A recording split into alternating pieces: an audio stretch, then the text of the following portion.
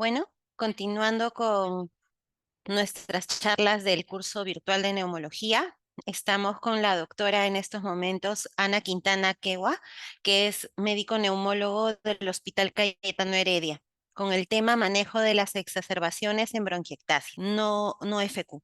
Anita, te doy el pase. ¿Cómo están? Buenas tardes con todos. Vamos a comenzar. Si tuvieran alguna pregunta o duda, pueden escribir en el chat, por favor, para poder hacer interactiva la presentación. Ya, entonces, a ver, antes de hablar de exacerbaciones en bronquiectasias, vamos a listar el contexto en donde se van a dar las sugerencias o las recomendaciones para lo que son exacerbaciones, ¿no? Entonces, vamos a comenzar con lo que es algo muy importante como epidemiología, en donde sabemos que la prevalencia de bronquiectasias tenemos información a detalle a nivel de países desarrollados, como Estados Unidos, por ejemplo, o en, en Europa, ¿no? En donde han hecho incluso una corte de pacientes con bronquiectasias para poder saber el alcance de esta patología, ¿no? Que hasta hace poco pues, se ha considerado como huérfana. Tiene una incidencia en países desarrollados, perdón, prevalencia de 2 a 4 casos por cada 1000 habitantes. En Corea del Sur llega a un 9%, esto aumenta. Y en países asiáticos, bueno, como Corea del Sur, China, es mayor, ¿no? 1.2 y 2.1 en mayores de 65 años, por la edad también, que es un factor importante. En países como el nuestro, en Perú, la información es limitada. No tenemos un registro que sea actual y bueno, y tampoco histórico. Tenemos lo que sí es un aproximado, ¿no? Una proyección de la Dirección de Prevención y Control de Tuberculosis del MINSA, en donde ellos estiman que hubiera un tercio de los pacientes que sobreviven a la tuberculosis pulmonar, pues desarrollan este tipo de secuelas, ¿no? Secuelas como bronquiectasias, fibrotoras, entre otras, ¿no? Entonces, más o menos es un tercio, que es bastante considerable. Bueno, el diagnóstico de bronquiectasias, así puntualmente hablando, en un contexto clínico de pacientes con síntomas crónicos de tos y expectoración, y en algunos casos disnea, hemoptisis, vamos a confirmar el diagnóstico con una prueba de imágenes. Se considera como gol estándar la tomografía de alta resolución para diagnóstico de confirmatorio de bronquiectasias, ¿no? Y la radiografía de tórax también nos ayuda, pero tomar en cuenta su sensibilidad y especificidad respecto al atacar, ¿no? Que es la tomografía de alta resolución. Tiene una sensibilidad de 87%, la radiografía de tórax, y una especificidad bajita de 74%, ¿no? O sea, igual se utiliza como herramienta, pero tomar en cuenta estos estimados para poder saber que no es la prueba ideal, ¿no? Sino que la tomografía pues nos va a ayudar más. La tomografía convencional, que no es de alta resolución, que tiene cortes más anchos, ¿no? También podría ayudar, pero la que tiene mayor precisión sí es la de alta resolución, ¿no? ¿Qué más? A ver.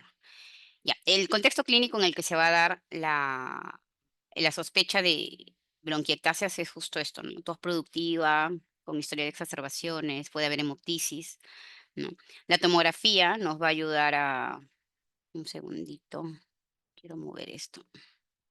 Ya, la tomografía nos va a ayudar a definir el diagnóstico, por ejemplo, acá vemos las imágenes de las bronquiectasias. Y paso siguiente, pues, es poder determinar la patogenia. Ahora, la tomografía, además de definirnos el diagnóstico, es importante porque nos va a ayudar también a aproximarnos a cuál es el motivo, nos va a ayudar al diagnóstico etiológico de esta enfermedad, ¿no?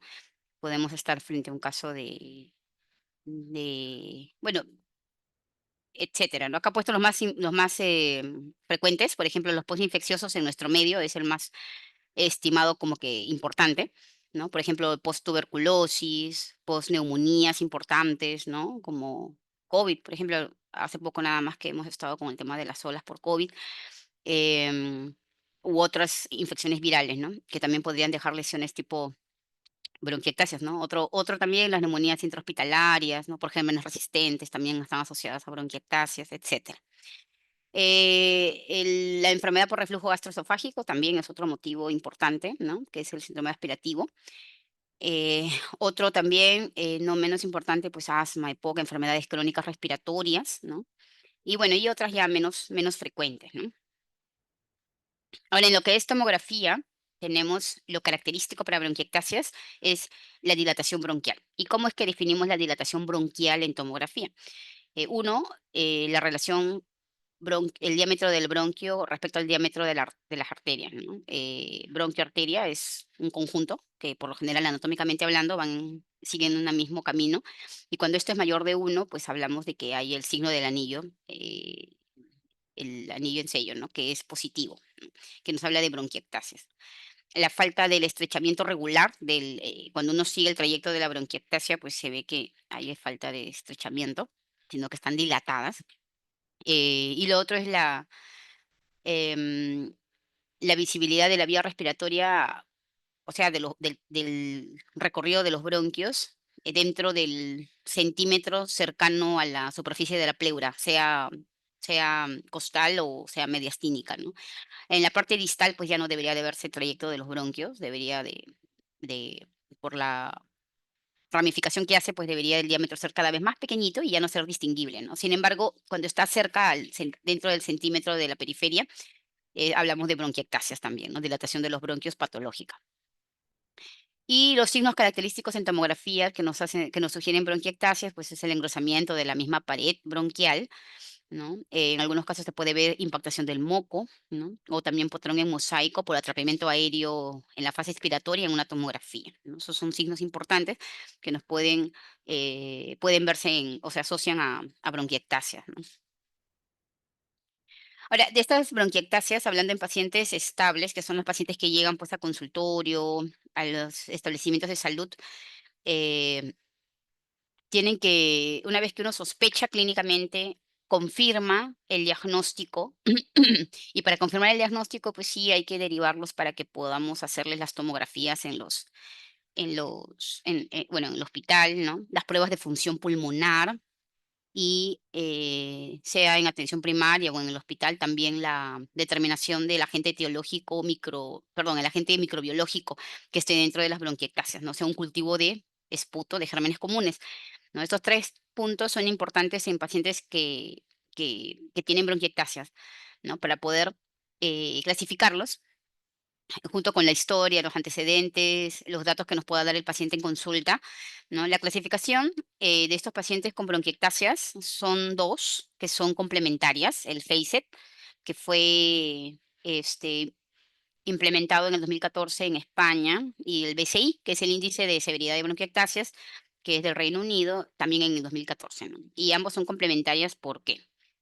Bueno, primero vamos a ver las características del FACET. Acá vemos que usamos la función pulmonar, el BEF1, la edad, la ausencia o presencia de Pseudomonas aeruginosa en el cultivo de esputo, el número de lóbulos comprometidos y la disnea que se mide con esta escala que se llama MRC modificado.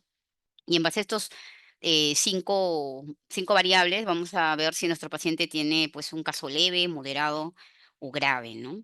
Este score me va a ayudar no solamente a ver si es leve, moderado o grave, sino va a tener esta puntuación correlación con la mortalidad. Es importante eso porque dependiendo de si es leve, moderado o grave, va a tener más correlación con mortalidad y voy a saber yo cuándo mandarlo al hospital, ¿no? Para que lo podamos ver allá y podamos ver qué variables o factores son modificables y podamos mejorar ese pronóstico. La clasificación del BCI es complementario al FACET. ¿Por qué? Porque también me va no solamente sí me predice mortalidad, pero no con tanta eh, precisión como la predicción de exacerbaciones y de hospitalización, ¿no? Entonces, es importante, usa variables también como FACET, pero complementan, ¿no? Y toma, además de las del FACET, utiliza eh, la historia de hospitalizaciones previas, exacerbaciones, ¿no? El IMC, ¿no? Entonces, todo esto lo puntúa y también nos dice, ¿no? Si la enfermedad es leve, moderado o grave y lo va a correlacionar con lo que es hospitalizaciones o exacerbaciones. Entonces acá se hizo un estudio acá en el 2015 en donde compararon ambos scores y vieron que eran complementarios, ¿no? Entonces, como verán, estas variables son importantes tanto para FACE como BCI, tener un estudio de función pulmonar, tener el estudio microbiológico, radiológico, ¿no? Para poder saber dónde estamos con nuestro paciente con bronquiectasias y saber qué se puede hacer o cuál es su riesgo a futuro o a corto plazo. Bueno, hablo del manejo de pacientes con bronquiectasias, un manejo más que todo de mantenimiento, todavía no hablo de exacerbaciones, paso a paso, para poder saber qué hacer con nuestros pacientes con este diagnóstico, ¿no? Nuestro paso uno siempre va a ser la parte de fisioterapia respiratoria. Acá tenemos lo que es la técnica de limpieza de vía aérea, que está ya bastante estudiado, tiene bastante evidencia respecto a sus resultados, en donde es relativamente sencillo poder entrenar a nuestros pacientes con bronquiectasias o en conjunto con medicina física y rehabilitación, que sería lo ideal, ¿no? Poder derivarlos para esta especialidad, porque el manejo de estos pacientes que es crónico, podría variar su pronóstico, ¿no? Si es que se implementan estas actividades tempranamente, ¿no? Entonces, tenemos lo que es el ciclo activo de la técnica de respiración, ¿no? Que es bastante sencillo de poder entrenar al paciente, sí requiere bastante esfuerzo en lo que es adherencia a este tipo de ejercicios, pero como el resultado es eh, significativo clínicamente, los pacientes suelen tener buena adherencia, ¿no? Lo otro es el drenaje postural, ¿no? Dependiendo de dónde esté localizado, y aquí la importancia de la ubicación radiológica de la lesión, se van a recomendar ciertas posiciones o posturas para poder ayudar con la limpieza de la vía respiratoria. Y por último, pues la interconsulta de medicina física y rehabilitación, ¿no? Porque acuérdense que nosotros para poder hacer ciclos respiratorios utilizamos cerebro, pulmón, caja torácica, músculos, etcétera. Así que todo esto es importante. El paso 2 de pacientes para manejo de mantenimiento de bronquiectasias, si es que este primer paso pues no me es suficiente, o en algunos casos tal vez que no haya buena adherencia, ¿no? Lo que se puede implementar son los dispositivos de presión expiratoria positivo oscilante, ¿no? Y la técnica de expiración forzada. Estos dispositivos, sí es cierto, tienen un costo. Sin embargo, hay un estudio que se hizo en el 2019 en donde bueno, en esta guía, ¿no? Mencionan este estudio que se hizo, en donde se implementó un dispositivo casero, rudimentario, que consiste en una botella de agua, la llenamos 10 centímetros, ingresamos un tubo hasta 3 centímetros antes de la base y hacemos que el paciente burbujee en la botella. 10 minutos o hasta que se canse. Idealmente debe llegar a 10 minutos, ¿no? Y esto lo puede hacer 2 veces al día, y si es que hay alguna exacerbación, incluso hay que aumentar la frecuencia a 3 a 4 al día. Entonces, estas medidas, acciones, ¿no? Son importantes porque me ayudan a mantener la vía respiratoria limpia. Cuando yo tengo la vía respiratoria limpia, evito las complicaciones de estos cuadros y es fundamental, ¿no? Nuestro paso 3, ya si es que esto no va bien y clínicamente vemos un deterioro o estancamiento de nuestro paciente en consultorio, lo que vamos a hacer es agregar terapia broncodilatadora, ¿no? Podemos usar salbutamol, bromuro de ipatropio. eh, Podemos utilizar luego de esto un tratamiento mucoactivo, que son las nebulizaciones con solución salina isotónica, que es el suero, o solución salina hipertónica, que es al 3%, ¿no? Estas nebulizaciones me pueden ayudar a modificar y también a, eliminar la secreción, ¿no? De la vía respiratoria. Y siguiente paso es la técnica de limpieza. Luego de haber aplicado broncodilatadores, de haber hecho lo que es el tratamiento mucoactivo, ya aplicaría lo que es la técnica de limpieza de la vía aérea, ¿no? Y dispositivos de presión expiratoria positivo oscilante, que es lo que había explicado en la anterior diapositiva, para poder complementar y poder efectivizar, ¿no? La limpieza de la vía aérea. Y el último paso, pues los corticoides inhalados van a ayudar, sí, pero solo en ciertos casos. Bronquiectasias con asma, bronquiectasias con EPOC, no todos los EPOC, sino un cierto grupo de EPOC, ¿no? Pacientes con hiperactividad bronquial. Entonces, en estos casos sí que me pueden ayudar los corticoides inhalados. No es recomendable darle a todos los pacientes con bronquiectasias corticoides inhalados, porque también tienen efectos adversos como incremento de neumonía, ¿no? Entonces hay que tener en cuenta eso. Eh, entonces, los criterios para referir a un paciente, yo tengo en consulta, porque si necesita que lo veamos en neumología, puede ser que en los cultivos de esputo, el estudio microbiológico, estemos aislando Pseudomonas aeruginosa,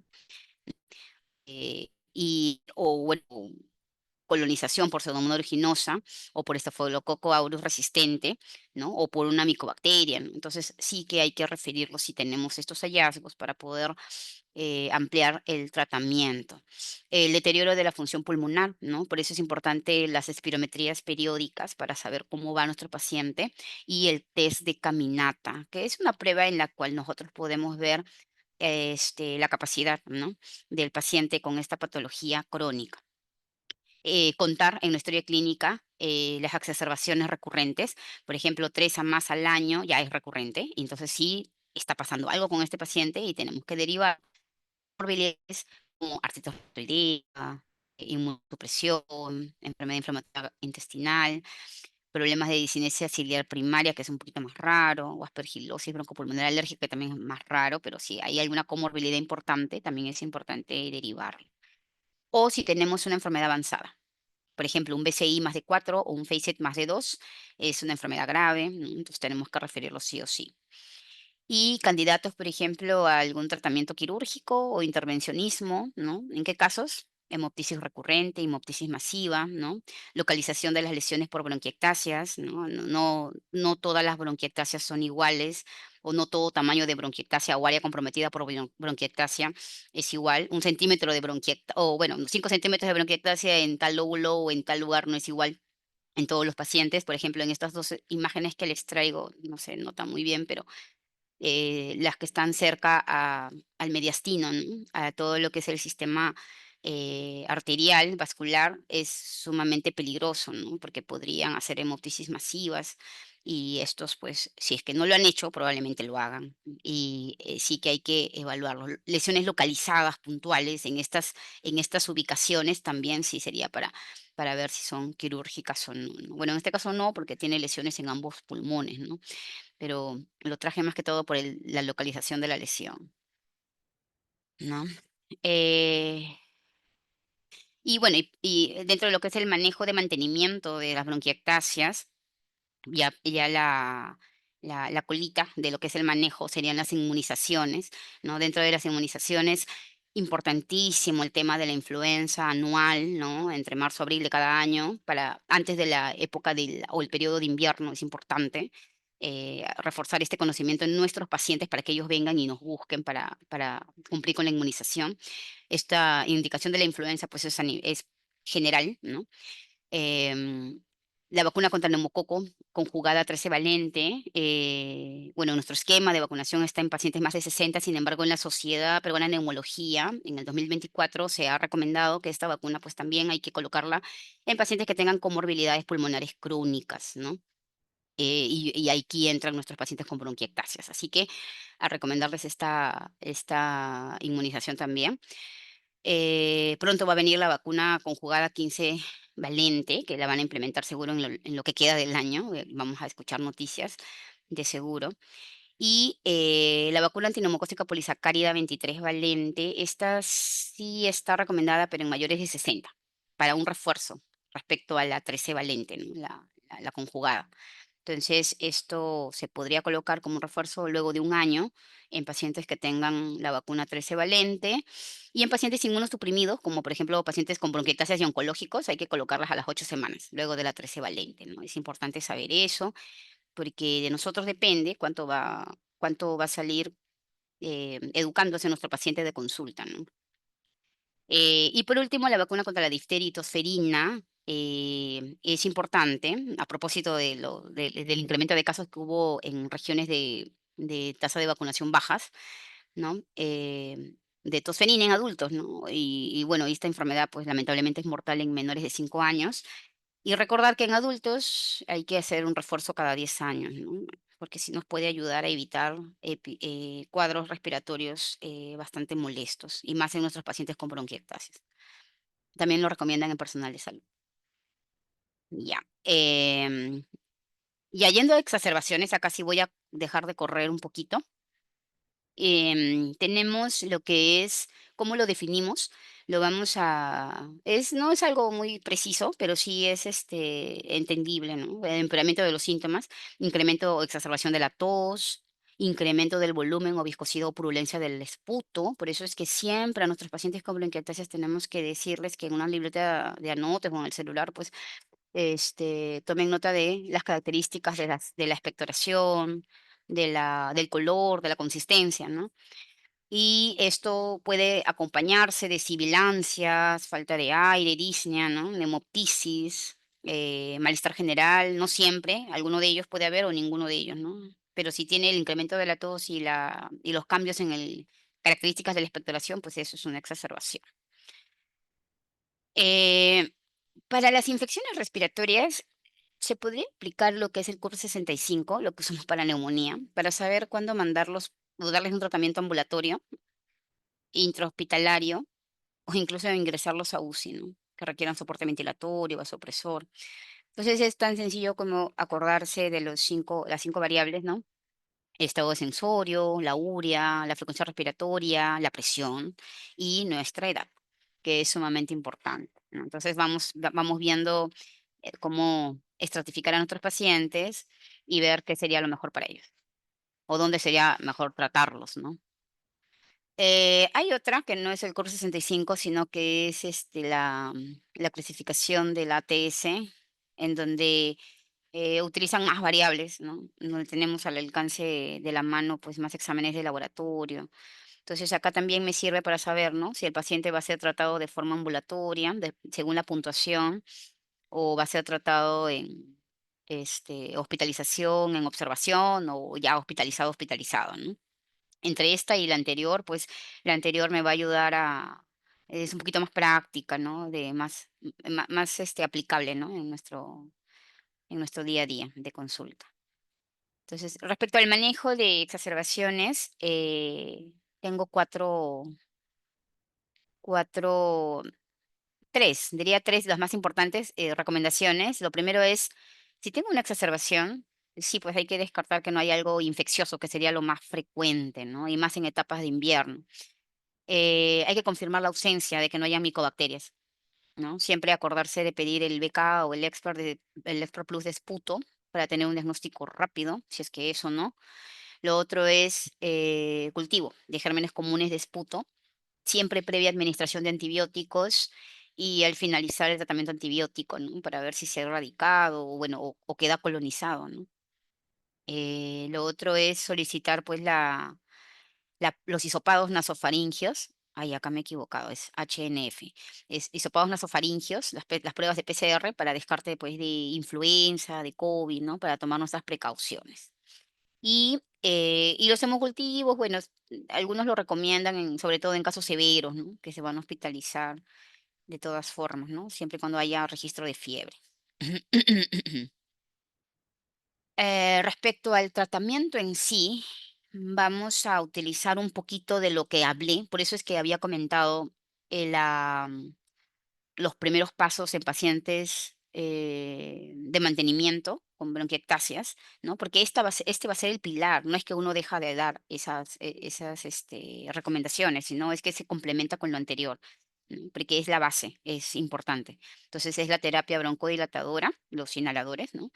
El tratamiento mucoactivo, incrementar el consumo de líquidos. Acuérdense que el estado de hidratación del paciente va a influir en las características de la secreción y en la dificultad para expectorar también, es importante. La técnica de la limpieza de la vía aérea, que es lo que había comentado, ¿no? Incrementar no una, dos, sino 3 a 4 veces por día, ¿no? El drenaje postural dirigido, dependiendo de dónde esté la lesión. medicina física y rehabilitación de la mano, ¿no? Ideal sería una intervención a diario.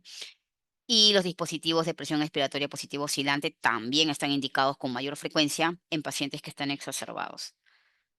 Em, lo, esta parte de acá, pues ya es la parte médica, farmacológica, en donde nos recomiendan iniciar antibiótico-terapia empírica, ¿no?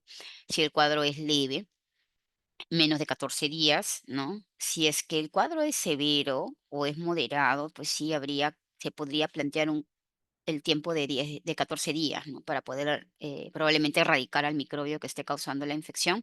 Dentro de este plazo de 14 días sobrado tenemos un resultado de cultivo y vamos a nosotros modificar nuestra terapia antibiótica empírica inicial en base a la evolución clínica y al resultado del cultivo, ¿no? Eso es importante. ¿Qué tratamiento antibiótico recomiendan administrar? Si he tenido cultivos previos en donde se ha aislado Pseudomonas aeruginosa en el paciente, ¿no? O si sospecho yo en Pseudomonas, lo que puedo usar pues es em, ciprofloxacin, ¿no?